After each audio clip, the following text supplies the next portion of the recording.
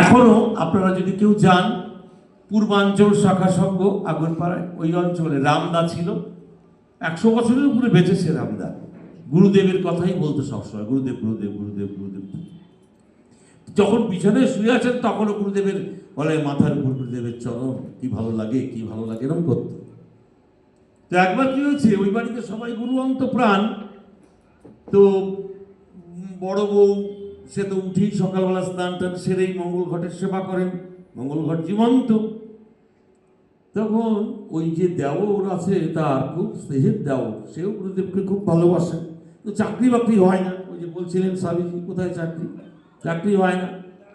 তো একদিন ভোর রাত্রে উঠেছে, সারা রাত্রি ঘুমায় না, সবাই চাকরি বাকরি পায়, আমি পাই না, কি হবে, দূর এই মঙ্গল ঘরটা আমার পছন্দ হয় না, এই নাকি থাকলে মঙ্গল হয়, কই আমার তো কোনো মঙ্গলই হয় না। মঙ্গল ঘরটা নিয়ে বাড়ির সামনে পাতকুয়া ছিল তার মধ্যে দিয়ে দিয়েছে। বৌদি এবার ঘুম থেকে উঠে মঙ্গল ঘটের সেবা করতে, কি মঙ্গল ঘট নাই, কোথায় মঙ্গল ঘট, মঙ্গল ঘট কোথায়, হায় রে হায় রে হায়, আমার মঙ্গল ঘট কোথায় গেল, হায় হায় হায় হায় হায়, কান্নাকাটি শুরু করে দিয়েছে। গুরু বোন টোন ভাই যারা আশেপাশে ছিল ওই কান্না শুনে ছুটে এসে, কি হয়েছে বলে, আমার মঙ্গল ঘট নাই, আমার এই জীবন বৃথা। এর মধ্যে ওই দেওরটা দেখছে লোকজন হয়ে গেছে এত, এবার আমি স্বীকার করে নিই বাবা, গিয়ে আমি ভুল করে ফেলেছি, আমার এরকম ফ্রাস্ট্রেশন হতাশার থেকে আমি ও দিয়ে দিয়েছি কুয়োর মধ্যে। বলে তুই করেছিস কি পারে, কুয়োর মধ্যে কাটা দে, কাটা দিয়েছে তাড়াতাড়ি, লোক নামা, লোক নেমে পুরো কুয়ো ঘেটে ফেলেছে, আর পায় মঙ্গল ঘট। তখন সব গুরু বোনেরাই আপনাদের মতো যারা আছেন তারাই বলেছে, কাজ কর, সামনে তো মাতৃসংঘ আছে, বাবা তো মাতৃসংঘে আসেন, তো বাবার কাছে গিয়ে আবার মঙ্গল ঘট চাবি, কান্না করতে করতে, আর দেওরের অপরাধের জন্য ক্ষমা চেয়ে নিবি।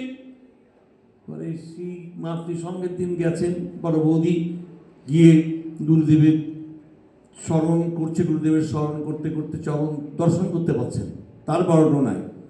বলে আমি বলছি, গুরুদেব ক্ষমা করে দাও, আমার দেওয়ার এরকম না, তুমি তো সব জানো, করে ফেলেছে, আমার মঙ্গল ঘট দাও গুরুদেব, আমি আর কিছু চাই। এই সমস্ত মাতৃসংঘ কেঁদে ভাসিয়েছে। সংঘ শেষ, গোধূলি লগ্ন আর সন্ধ্যার মধ্যবর্তী সময় প্রসাদ নিয়ে মা আমার গৃহাভিমুখে যত্ন করে রওনা হয়েছেন। যত ঘরের দিকে যাচ্ছেন সন্ধ্যাটা নেমে আসছে, দেখছেন ওই পাতকুয়ার মধ্যে থেকে কি একটা জ্যোতি বেরোচ্ছে, অদ্ভুত জ্যোতি। সামনে গিয়ে দেখে সেই মঙ্গল ঘট, ওপরে একটা সরা, তার উপরে একটা প্রদীপ জ্বলছে। সঙ্গে সঙ্গে সে বলছে, ওরে আয় রে আয় রে আয় রে আয় রে, সবাই আয়, দেখে যা আমাদের মাতৃসংঘে গুরুদেব যে আসেন, এই তো গুরুদেব এসেছিলেন, এই যে আমার মঙ্গল ঘট আমার গুরুদেব নিয়ে গেছেন। গুরুদেব কখনো শিষ্য ভক্তের চোখের জলে থাকতে পারেন না, গুরুদেব এসছেন।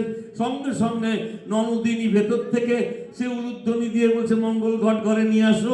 মাথায় করে মঙ্গল ঘট নিয়ে হরে কৃষ্ণ কৃষ্ণ কৃষ্ণ হরে হরে, হরে রাম রাম রাম হরে হরে, আবার নিয়ে গিয়ে সেই মঙ্গল ঘট আসনে প্রতিষ্ঠা করে।